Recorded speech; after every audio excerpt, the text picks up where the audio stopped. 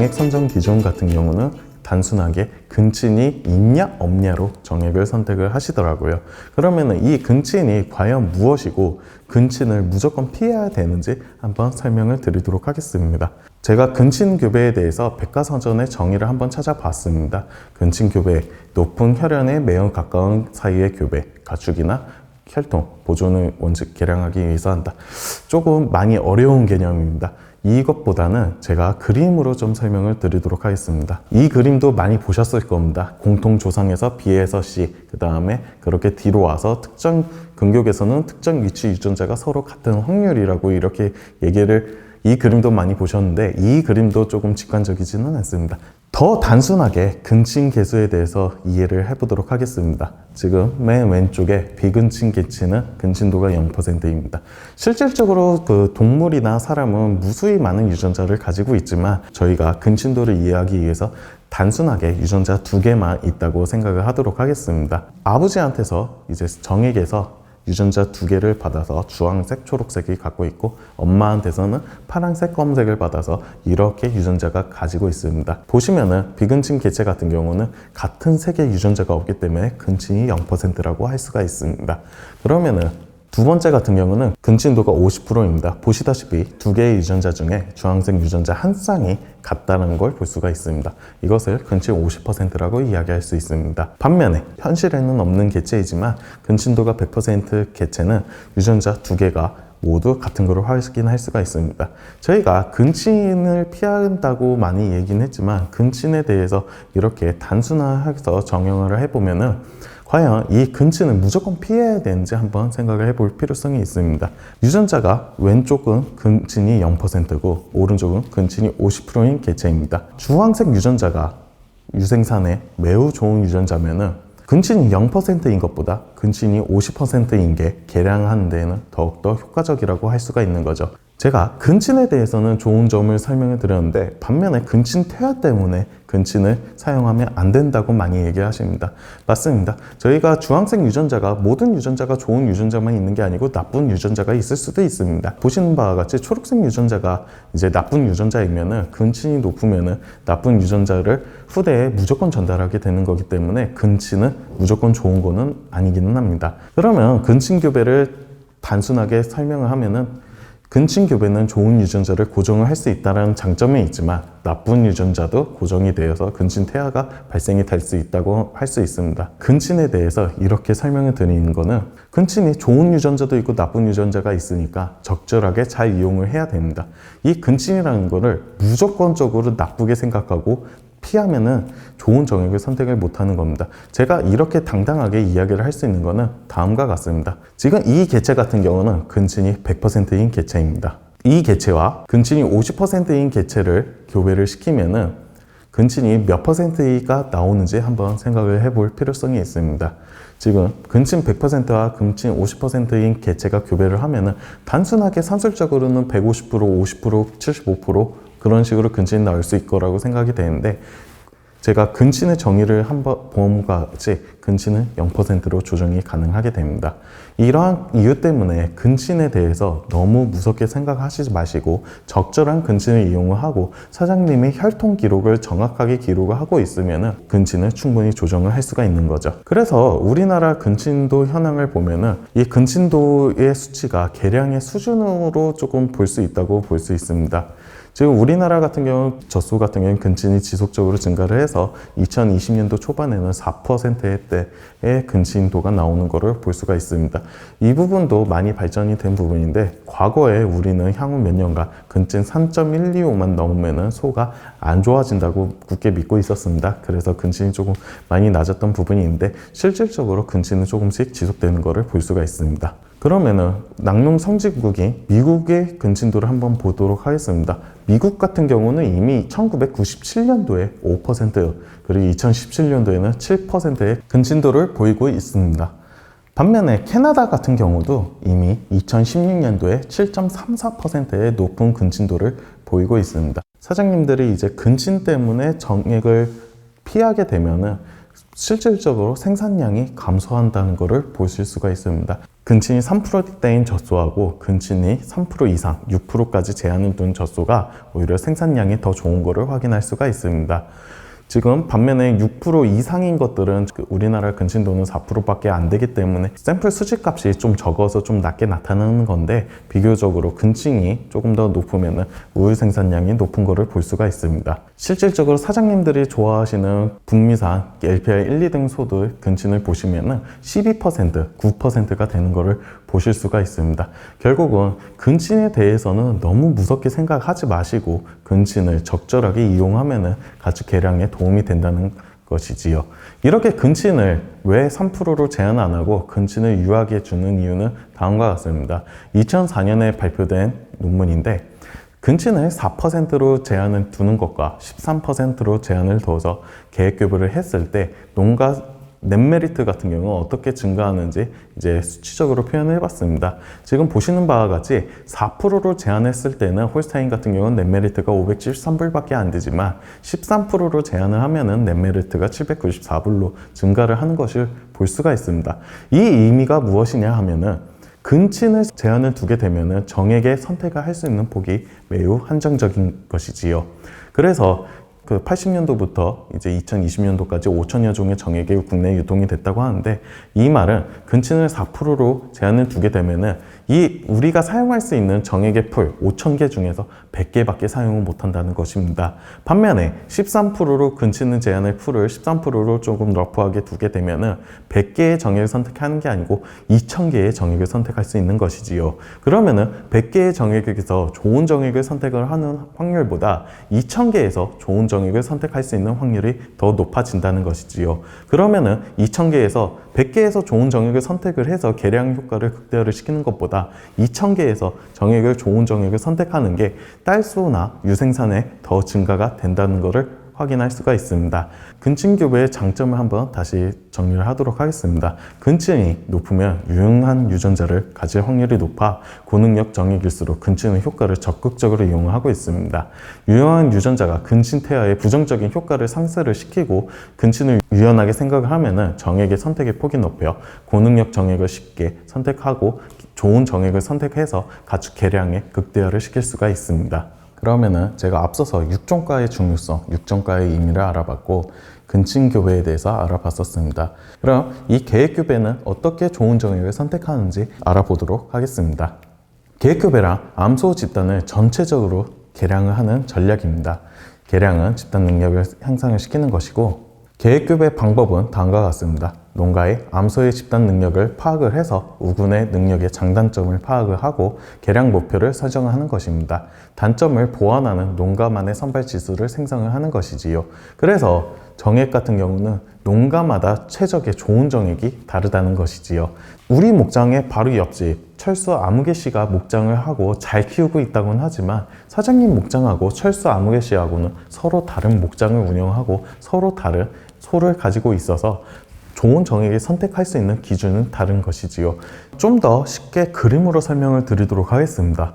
이렇게 A 목장, B 목장, C 목장, D 목장 4개의 목장이 있는데 과연 이 A, B, C, D 목장의 최적의 정액은 딱 하나일까요? 아닙니다. A 목장과 B 목장, C 목장, D 목장마다 추구해야 되는 방향이 다 다르기 때문에 4개의 정액을 각각의 목장을 하나씩 선택을 해야 되는 것이지요.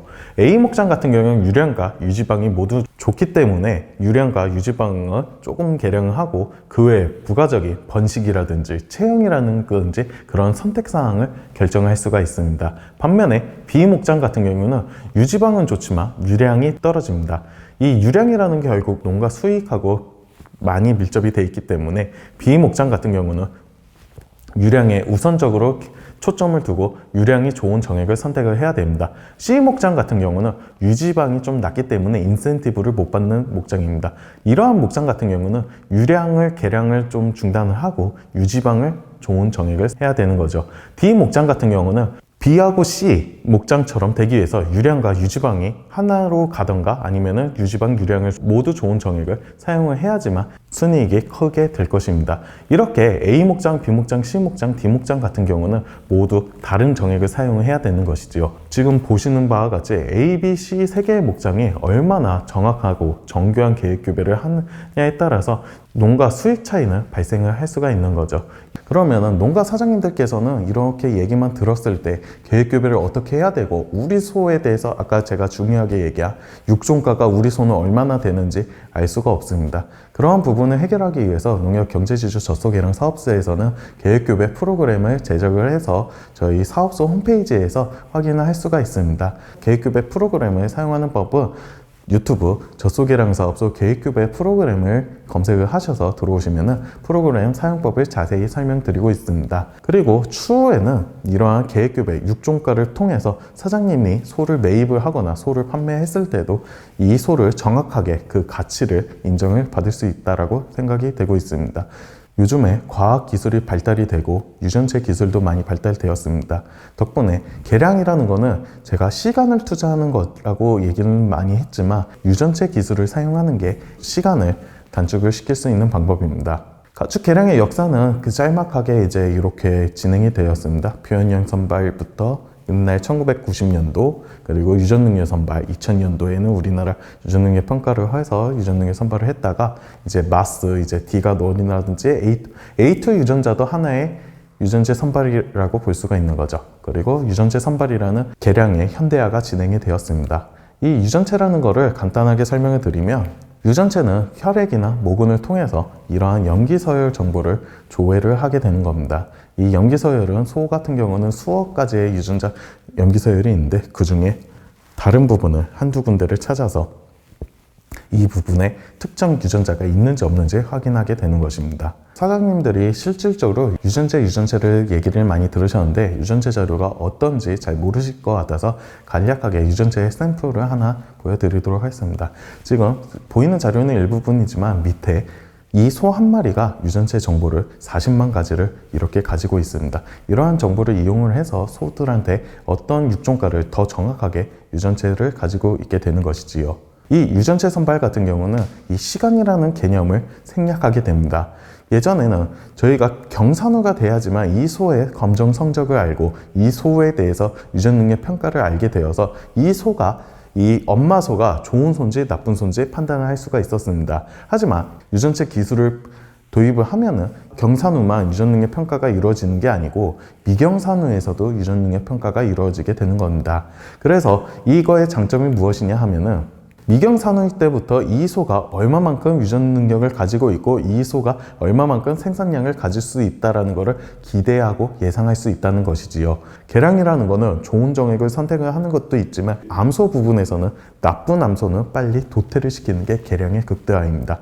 그래서 이 미경산후 때부터 좋은 성적인지 나쁜 성적인지 알게 되면은, 미경산후 때부터 공사료를 매기기 전에 이미 태어나자마자 이 소가 좋은 소인지 나쁜 소인지 판단이 됩니다. 그러면 이 소가 태어나자마자 나쁜 소라고 판단이 되면은 커터에 문제가 없으면 바로 도축을 시켜도 된다는 것이지요. 그래서 생산비는 줄일 수도 있고 생산량은 늘리고 개량 속도는 극대화시킬 수 있어서 유전체를 이용하시면 개량 속도가 더욱더 극대화가 될 수 있다고 볼 수 있습니다. 근친교배를 정확하게 이용하기 위해서는 정확한 혈통 기록을 필요한데, 이러한 유전체 기술을 사용하게 되면 정확한 혈통 기록을 기록할 수가 있습니다. 비록 정액을 잘못 기록을 했어도 검사를 통해서 이 개체의 엄마 아빠가 어떤 것인지 정확하게 판단할 수 있는 거죠. 실질적으로 저희가 혈통 오류가 되는 개체들을 조금 살펴봤습니다. 살펴보게 되면은 암소가 발정이 와서 정액을 사용을 했는데 수태가 안 되기 때문에 이 정액이 조금 문제가 있는 것 같아서 다른 정액을 사용을 했습니다. 근데 그 정액에서 수태가 됐다고 생각해서 마지막 정액으로 딸소의 아빠는 마지막 정액이라고 이렇게 그 혈통 기록에 입력을 하게 되는데, 실질적으로 친자 유전체 검사로 친자 감정을 해보면은 이 마지막 정액이 아닌 그 전에 사용했던 게 이 소의 정말 진정한 아빠였었던 경우도 많습니다. 우리나라 같은 경우는 젖소 같은 경우는 사장님들의 혈통 기록을 확실하게 해주시기 때문에 제가 이만두에 대해서 샘플을 수집을 해보니까 한 80% 정도 친자 감정이 맞습니다. 한 20% 정도의 친자 오류, 제가 좀 전에 이야기했던 그런 사례로 친자 오류가 발생이 되기 때문에 그런 오류를 수정하는데 유전체 기술이 매우 적극적일 수가 있고 효과적이라고 얘기할 수 있습니다. 요즘에 핫한 A2 우유에 대해서 판단을 할 수가 있습니다. 이 A2라는 거는 단순하게 A2 정액만 사용하면은 A2 딸소가 태어나는 게 아니고 A2 우유가 태어나는 것이 아닙니다. 아빠, 엄마가 모두 A2여야지만 100%로 A2가 이제 되는 거고, 지금 보시는 바와 같이 엄마가 A1, A2면은 아빠가 A2 정액을 사용해도 50%의 확률로 A2, A2가 되는 겁니다. 반면에 아빠가 A1, A2고 엄마가 A1, A2면은 A2, A2를 가진 확률은 25%밖에 안 되는 것이지요. 그리고 아빠 정액이 A1, A1이면은 A2가 축분이 조성이 안 되는 겁니다. 그래서 A2를 축분을 조성을 가장 효과적으로 하는 방법은 A2 정액을 사용하면서 어미가 A1인지 A2인지 확인을 해볼 필요성이 있습니다. A2 정액을 사용하는 게 아마 A2 축분을 유지하는 게 가장 효과적이라고 생각이 됩니다. 그러면은 이런 좋은 정액을 선택을 하고 이런 기반 사업이 어떻게 되는지 마지막으로 제일 중요한 검정 사업의 중요성을 설명드리도록 하겠습니다. 유후군 능력 검정 사업이라는 거는 축산법 제3조, 제5조, 제7조 및 47조로 진행을 하고 있습니다.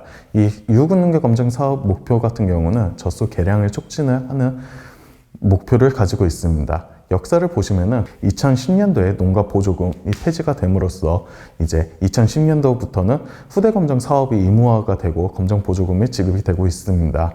이 유후군 능력 검정 사업이 중요한 이유는 사장님들이 개량을 하기 위해서는 기록 관리를 철저히 하고 사양 컨설팅을 받는 거에 대해서 근기 자료가 되고 가축 개량하는 데 근기 자료가 되기 때문입니다. 이 유후군 능력 검정 사업에 참여하면서 필수적인 자료를 하는 게 저희 젖소개량 사업소 홈페이지에 들어오셔서 이제 사장님들이 많이 이용하시는 체세포 관리를 하거나 유질 개선을 할 수가 있고, 유량 및 MUN 정보, 그리고 번식 및 질병 정보, 사양 관리 정보, 그런 부분을 확인을 해서 이제 사양 컨설팅 분들한테도 이러한 컨설팅을 받으실 수가 있습니다. 그리고 이 정확한 수치가 있어야지만 개량이 이루어집니다. 정확하게. 그래서 이 사장님들이 유후군 능력 검정 사업을 참여를 하고 적극적으로 올바른 정보를 입력하는 게 정확한 개량이 될 수가 있는 거죠. 그래서 사장님들이 유후군 능력 검정원들이 오실 때마다 검정원 분들이 제대로 자료를 입력하는지 관심을 갖고 그렇게 살펴보셔야지 사장님들한테 정확한 컨설팅을 받고 정확한 개량 목표로 설정이 될 수가 있는 것이지요.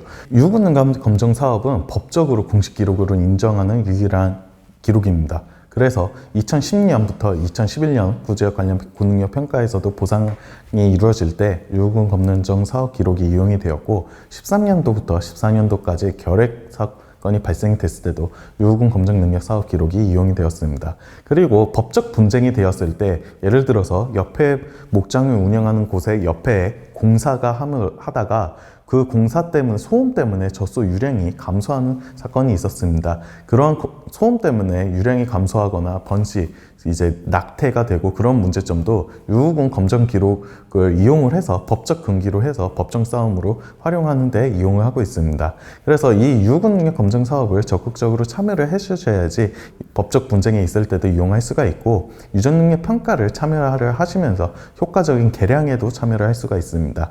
그러면은 이 유후군 능력 검정 사업이 그냥 운영이 되는 게 아니고, 아까 제가 얘기를 드렸습니다. 2010년부터는 유후군 능력 검정 사업이 폐지가 되고 후대 검정 사업이 의무화가 되면서 검정 보조금을 받으려면은 후대 검정 사업을 참여를 해야 된다고 바뀌었습니다. 이 후대 검정 사업이라는 거는 우리나라의 유전 자원을 판별을 해서 한국형 보존 실소를 생산하는 사업입니다. 참가 자격은 유후군 능력 검정 사업 70% 이상인 농가가 참여를 하고, 이 보조금을 받을 대상은 4회 시술을 하게 되면은 이제 검정 보조금을 받으실 수가 있습니다. 이러한 후대 검정 사업을 참여를 하시게 되면은 외모 심사비와 혈통 등록비에 대해서 지원을 해드리고, 참여 우수 농가한테는 대조 정액을 지원해드리고 있습니다.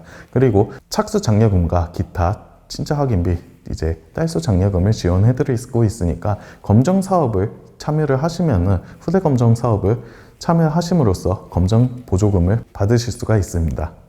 네, 이상으로 개량에 대해서 전반적으로 이야기를 했고, 그 개량 사업에 필요한 검정 사업에 대해서 이야기를 드렸습니다. 지금 많은 낙농가가 조사료 문제, 이제 유대 가격 문제 때문에 많이 힘들고 있지만, 저희가 돈이 들어가는 아니 시간이 들어가는 개량이라는 부분으로 낙농가의 어려움을 조금 파해했으면 좋겠습니다. 이상으로 오늘 강의를 마치도록 하겠습니다. 감사합니다.